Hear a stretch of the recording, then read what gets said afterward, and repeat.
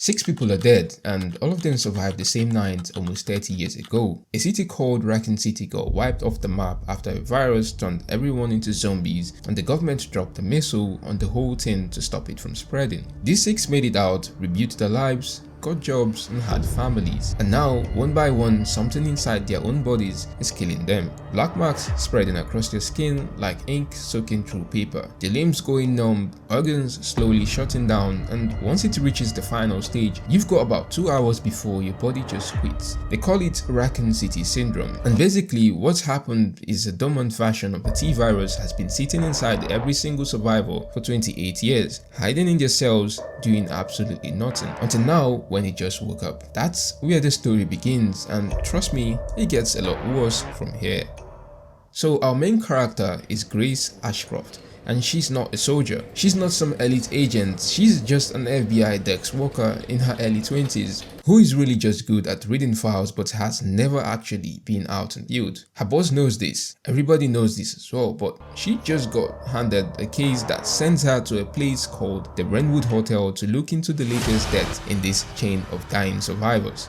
Here's the thing though, Grace has been to this hotel before. 8 years ago, her mother Alisa brought her here while investigating a story. Alisa was a journalist and Raccoon City survivor who spent 20 years of her life trying to expose the people behind the outbreak. And that night at the Brentwood, a phone call came to their room asking for Miss Ashcroft. Then the power went out. Grace followed her mother through dark hallways and they bumped into a hotel manager who said sorry about the power and that he'd try to fix it. Then out of nowhere, a hooded figure came up behind him, wrapped a plastic bag around this man's head and slit his throat right in front of them. Alisa pulled out the gun and shot the figure and they kept running. But during the escape, Alisa stopped at a painting on the wall and hid something behind it.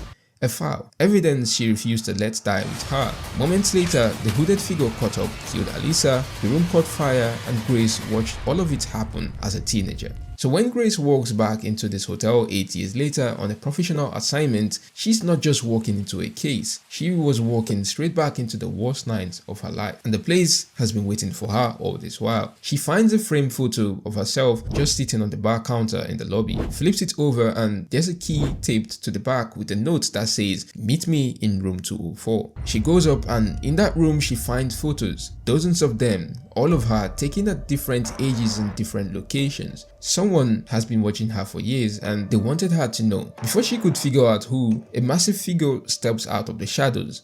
His name is Victor Gideon, a former Umbrella scientist and same hooded man who murdered her mother 8 years ago. He grabs Grace and carries her out of the hotel over his shoulders like she weighs nothing. Now, at the same time, 2 other people are working this case from a completely different angle. Leon S. Kennedy, as you all may already know, the guy who survived the original Raccoon City outbreak as a rookie cop and has been a government agent ever since. And Sherry Birkin, a woman he saved as a little girl during that same disaster. They are investigating the same deaths because they are both infected too. And after chasing Gideon through the streets and losing him, Leon pulls off his glove and just stares at his hand. The black marks are already there. He puts the glove back on without saying a word.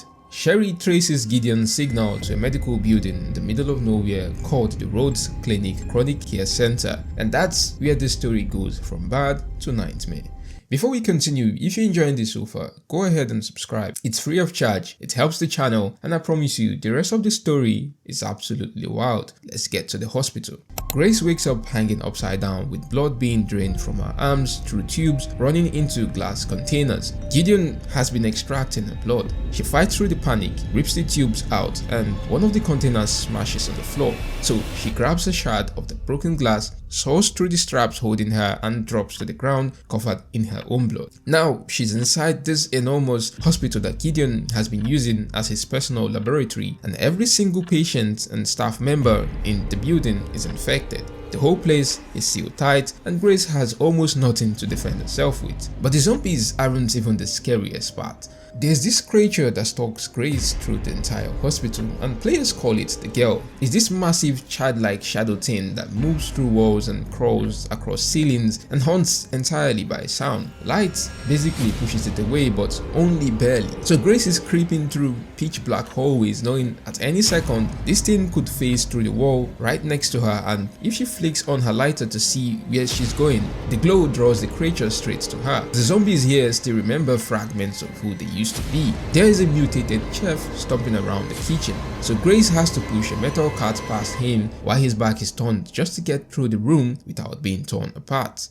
Then Leon and Grace meet for the first time. Leon spots her trying to crawl under a security gate when the monster grabs her ankle and drags her back, and he fires 5 shots and blows the tin apart. Grace picks herself up, introduces herself as FBI, but before they can move together, metal bars slam down between them and the building starts sealing itself shut, section by section. He takes his personal revolver, this powerful gun called the Requiem, slides it through the bars to Grace and tells her to get out, then turns on his flashlight and walks into the dark by himself.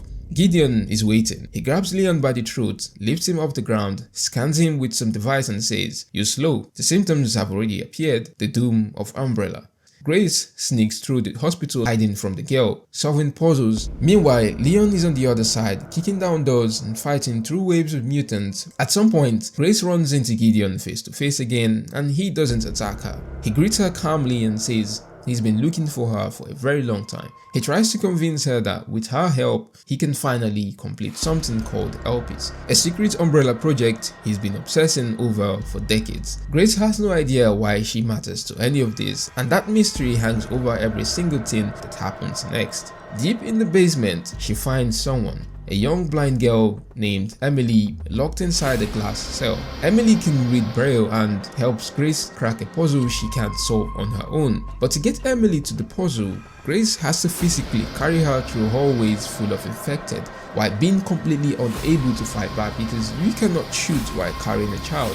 Grace eventually takes down the girl by luring it into the roof and opening a hatch that floods the area with sunlight, then meets back up with Leon, and they grab Emily and run away. And then everything falls apart. Emily gets hurt during the escape and the wound triggers the T-virus that Gideon had been growing inside her. So this little blind girl who just helped Grace survive transforms into a monster right in front of them. Leon has no choice. He raises his gun and shoots her down, but even in that moment, he aims carefully and avoids the vital spots on purpose because he knows exactly what he's doing. Grace is shattered. She watched her mother die in this man's hotel. She just watched the child she tried to save get destroyed as well. And standing right there, offering her a way out, is Zeno, a man who looks almost exactly like Albert Wesker. Sunglasses, slicked back hair, superhuman speed, whatever you can mention. He works for a shadow organization called Connections and tells Grace he can give her the answers she's been looking for. Grace lives with him and Gideon, and Leon gets left behind. Zeno uses his government contacts to shut down the entire investigation, but Leon couldn't care less. He and Sherry go rogue and follow the trail to the one place Leon never wanted again, Raccoon City.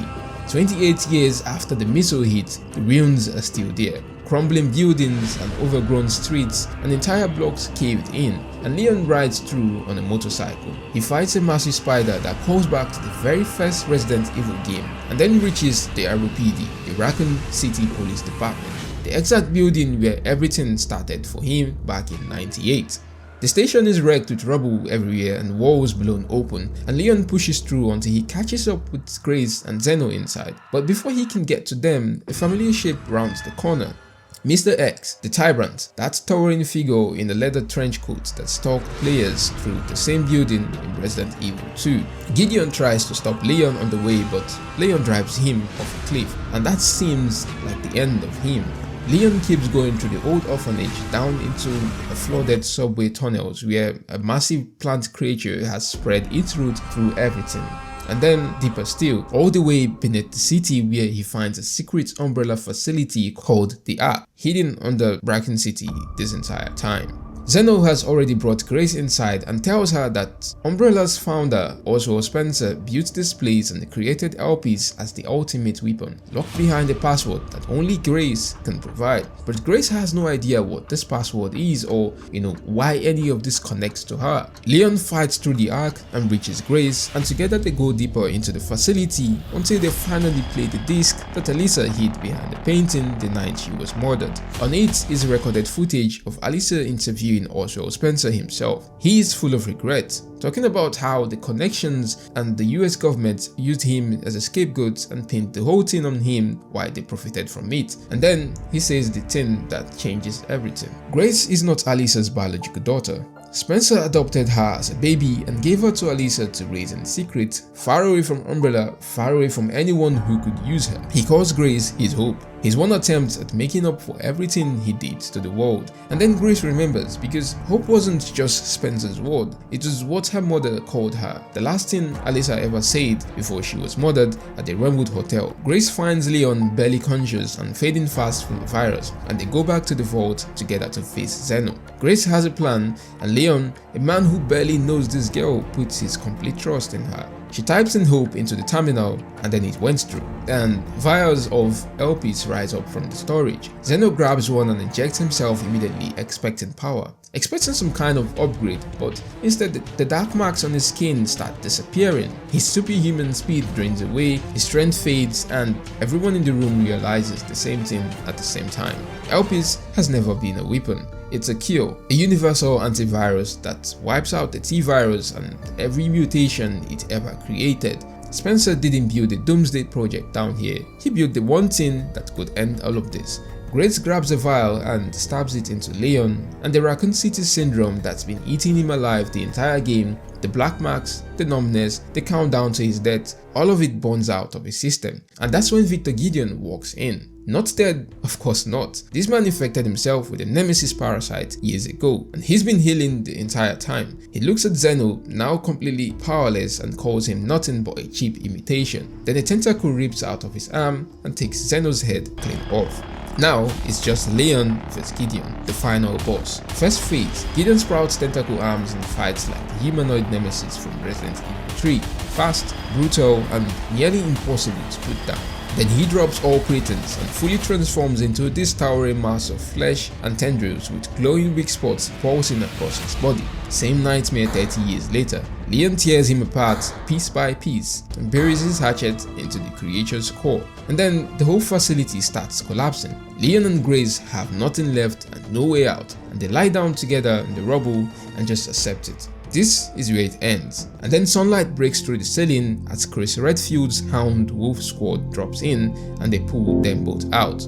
On the helicopter, Grace sits quietly holding a cup of coffee while Leon calls Sherry and tells her he's bringing the antivirus home, and Sherry smiles, not just because he made it, but because LPs means this whole nightmare might actually be over. News broadcasts lights up everywhere as bioweapons lab is found beneath Raccoon City. The president denies everything, and Grace publishes her full FBI report, blowing the whole thing wide open.